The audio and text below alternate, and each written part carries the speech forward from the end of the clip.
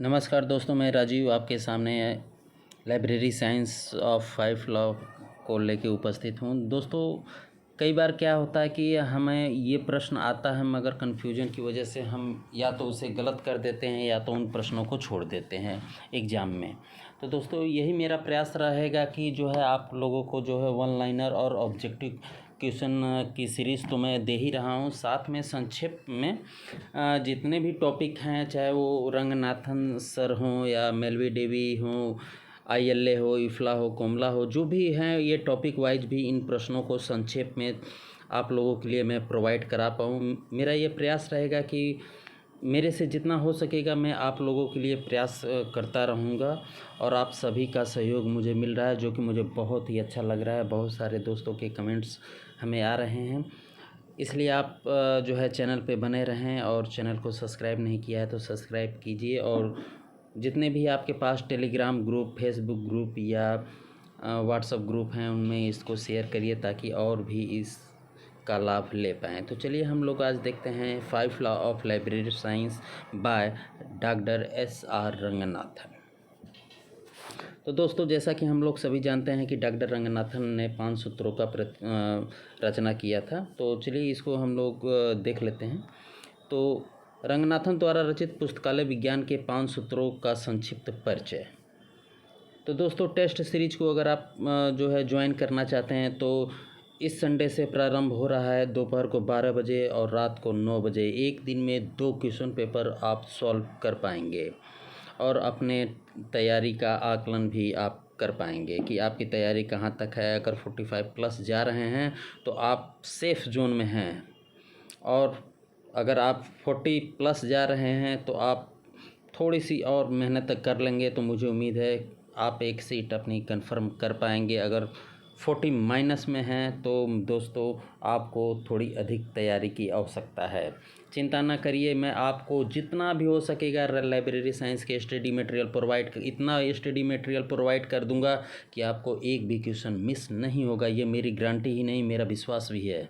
तो चलिए देखते हैं आज के संक्षिप्त परिचय को। तो रंगनाथन द्वारा पुस्तकालय विज्ञान के 5 सूत्रों का सूत्रपात जो है 1924 में किया गया। ध्यान दीजिएगा, सूत्रपात अगर क्वेश्चन में आ जाए तो 1924 में किया गया। प्रतिपादन अगर पूछ दे 1928 में किया गया। कहाँ किया गया? मीनाक्षी कॉलेज, अन्नामलाई नगर में।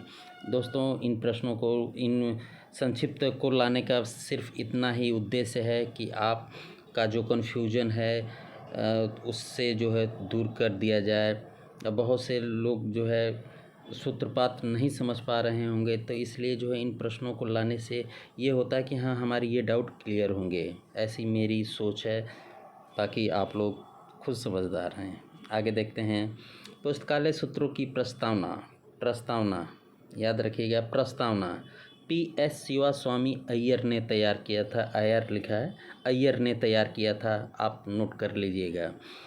और इसकी भूमिका जो है WCB शेयर्स, जो रंगनाथन के गुरु थे लंदन में, जब रंगनाथन 1924 में लंदन गए थे पढ़ने के लिए, लाइब्रेरी साइंस का कोर्स करने के लिए, तब वहाँ पे उनके गुरु WCB शेयर्स थे। तो इन्होंने जो है इसकी PS शिवा स्वामी ने प्रस्तावना लिखी और भूमिका WCB शेयर्स ने लिखी। आगे देखते हैं। पुस्तकालय विज्ञान के 5 सूत्रों में से प्रथम सूत्र का श्रेय जो लाइब्रेरी साइंस के 5 लॉ ऑफ लाइब्रेरी साइंस है उसका प्रथम सूत्र जो है रंगनाथन ने अपने गुरु एडवर्ड को समर्पित किया था। ध्यान रखिएगा, प्रथम सूत्र, सारे सूत्र नहीं, उन्होंने उसे सम्मान स्वरूप समर्पित किया था। आगे है, और पुस्तकालय विज्ञान के 5 सूत्र पुस्तक आपने प्रथम पुस्तक भेंट स्वरूप अपनी पत्नी शारदा रंगनाथन को प्रदान किया था। भेंट स्वरूप, सम्मान के रूप में अपने मिसेज को इन्होंने प्रदान किया था। आगे देखते हैं। और 5 सूत्रों की आलोचना अगर पूछ दे, PA अर्थटन द्वारा किया गया था। ध्यान दीजिएगा, बहुत ही इम्पोर्टेंट क्वेश्चन है। अर्थटन द्वारा 5 सूत्रों की आलोचना की गई थी। और किसमें की गई थी अगर क्वेश्चन आप पूछ दे तो अपनी पुस्तक पुटिंग, ये पुटिंग है, सॉरी वोटिंग लिख दिया है, यहाँ पे पुटिंग है, पुटिंग पुटिंग पुटिंग है, आप ध्यान दीजिएगा। पुटिंग नॉलेज ऑफ वर्क में किया गया है। और पुस्तकालय विज्ञान का छठा सूत्र भी आया है दोस्तों, ध्यान दीजिएगा। पुस्तकालय विज्ञान का छठा सूत्र भी आया है, जो J.R. रेटिंग द्वारा दिया गया है। प्रत्येक पाठक को स्वतंत्रता का अधिकार 1992 में दिया गया है। आगे देखते हैं पुस्तकालय विज्ञान के 5 सूत्र क्या क्या हैं, एक परिचय इनको देख लेते हैं हम लोग। तो पहला सूत्र है पुस्तक उपयोग के लिए हैं, या पुस्तकें उपयोगार्थ हैं। क्लियर। दूसरा है प्रत्येक पाठक को उसकी पुस्तक मिले। दोस्तों लाइब्रेरी में बहुत तरीके के पाठक आते हैं, चाहे वो हैंडीकैप पर्सन हो या फिर ओल्ड पर्सन हो, यंग हो, चिल्ड्रन हो, हर तरीके के जो है पाठक जो है वहाँ पे आते हैं और उनको जो है पुस्तकें उपलब्ध कराना ये पुस्तकालय का काम है। ये कौन सी पुस्तकों का चयन किया जाए, ये पुस्तकालय समिति के द्वारा चयन किया जाता है और उसे जो है पाठकों को प्रदान किया जाता है। तो यहाँ पे दिया है प्रत्येक पाठक, वह पाठक कोई भी हो सकता है, कहने का मतलब सिर्फ इतना ही था।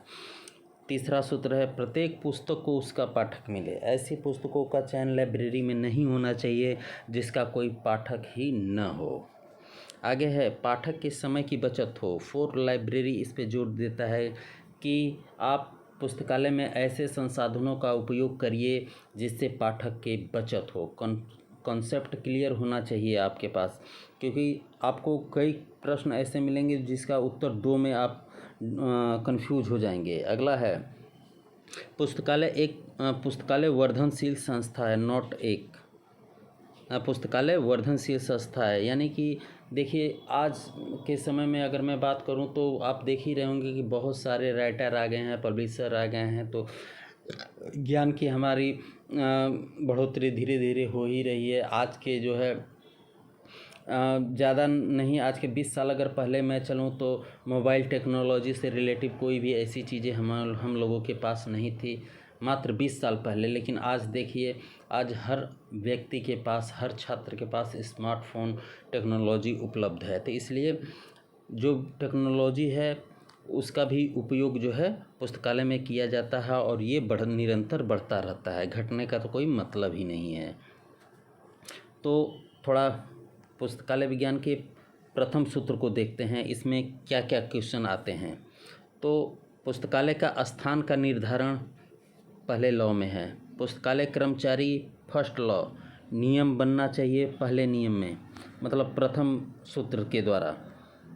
पुस्तकालय भवन की स्थिति, भवन कहाँ पे होना चाहिए, कैसा होना चाहिए, किस रूप में होना चाहिए, वहाँ पे फर्नीचर मतलब उसके साज सज्जा कैसी होनी चाहिए। पुस्तक चयन इसमें भी है, ध्यान दीजिएगा। तीसरे लॉ में भी है पुस्तक चयन। पुस्तकों को संरक्षित करने और इनके काम के समय, यानी कि कितने घंटे खुलना चाहिए। अगर सार्वजनिक लाइब्रेरी है तो आप उसे अगर सुबह में 6 बजे खोल दे रहे हैं तो उसका कोई औचित्य नहीं बनेगा, क्योंकि 6 बजे जो है लाइब्रेरी में कौन जाएगा, आप खुद सोचिए ना। तो इसलिए जो है उसके हिसाब से होना चाहिए। अगर यह एक गांव की लाइब्रेरी है, विलेज की लाइब्रेरी है, तो उनके हिसाब से, जैसे गांव में क्या होता है, बहुत से किसान जो है 10-11 बजे खाली हो जाते हैं, तो उस समय अगर उसको खोला जाए या नाइट में खोला जाए जो अच्छा रहेगा। अगला है दूसरा नियम को समझ लेते हैं, इससे रिलेटिव क्या क्वेश्चन आते हैं। राज्य का दायित्व, कर अधिकारियों का दायित्व, कर्मचारी का दायित्व, पाठक का कर्तव्य। पाठक की स्वतंत्रता के बारे में समर्थन करता है यह सूत्र। पुस्तकालय अधिनियम पर जोर देता है, दृष्टिबाधितों के लिए अपूपा का प्रयोग करने की वकालत करता है। कौन सा? दूसरा नियम। यानी कि अधिकार से रिलेटिव जितने भी प्रश्न रहेंगे, एक संक्षेप में कहूँ तो अधिकार से रिलेटिव जितने भी क्वेश्चन रहेंगे वो इसी में रहेंगे, दूसरे नियम में। अगला है तीसरा नियम। मुक्त प्रवेश प्रणाली की वकालत करता है। तीसरा नियम, अनुपयोगी पुस्तकों का चयन करने की अनुपयोगी पुस्तकों का चयन करने की सलाह उपयोगी पुस्तकों का चयन करने की सलाह जो है ये तीसरे नियम में है। और न करने की अनुपयोगी पुस्तकों को जो है न करने की सलाह जो है तीसरे नियम में है। पुस्तक प्रदर्शनी या प्रचार, अगर लाइब्रेरी में कोई पुस्तक बेस्ट है और पाठक के अनुरूप है, आप उसे ले जाके जो है अलमारी पर रख देंगे और पाठक को नहीं पता चलेगा तो उसका उपयोग कैसे करेगा। इस तरीके से तीसरे नियम की जो है अवहेलना होगी। तो पुस्तक प्रदर्शनी या प्रचार उसका करना जरूरी है, आपको बताना पड़ेगा पाठक को। निधानी व्यवस्थापन, लोकप्रिय विभाग की स्थापना करना, संदर्भ सेवा, वर्गीकरण, बिब्लियोग्राफी, प्रसार सेवा, ये जो है इतने आप देख सकते हैं। मैं थोड़ा शॉर्ट इसको कर दूं तो ये जो है ये नियम इसमें आते हैं। अगले पे चलते हैं। अगला है चौथा नियम, थोड़ा जूम कर दिया जाए। चौथा नियम क्या कह रहा है? चौथा नियम कह रहा है मुक्त प्रवेश प्रणाली। मुक्त प्रवेश प्रणाली का मतलब यहाँ पे दोस्तों ये है कि अगर कोई भी स्टूडेंट या कोई लाइब्रेरी में अगर वो टेक्नोलॉजी से रिलेटिव बुक लेने जा रहा है, या मान लीजिए अगर मैं बिल्कुल ही नॉर्मल भाषा में कहूँ तो अगर कोई किसान अगर जा रहा है किसान एग्रीकल्चर से रिलेटिव बुक को लेने के लिए, लेकिन अगर उसे वहीं पे अगर रामायण की बुक मिल जा रही है, मतलब वो अगर खुद जाएगा लाइब्रेरी में और अपने से बुक जो है एग्रीकल्चर की खोजेगा, लेकिन वहीं पे अगर उसे रामायण की किताब मिल जा रही है और उसका मन करता है कि हाँ मैं रामायण भी थोड़ा सा पढ़ लेता हूँ, तो वहाँ पे जो है दोनों बुकों को पढ़ेगा। तो इस तरीके से मुक्त प्रवेश प्रणाली जो है होनी चाहिए, जिससे पाठक के समय की बचत हो और वह एक साथ जो है कई पुस्तकों का चयन कर सके। अगला है वर्गीकरण व सूचीकरण। अगला है परिसंचरण या परिसंचरण या है यहाँ पे अनुदान प्रदान।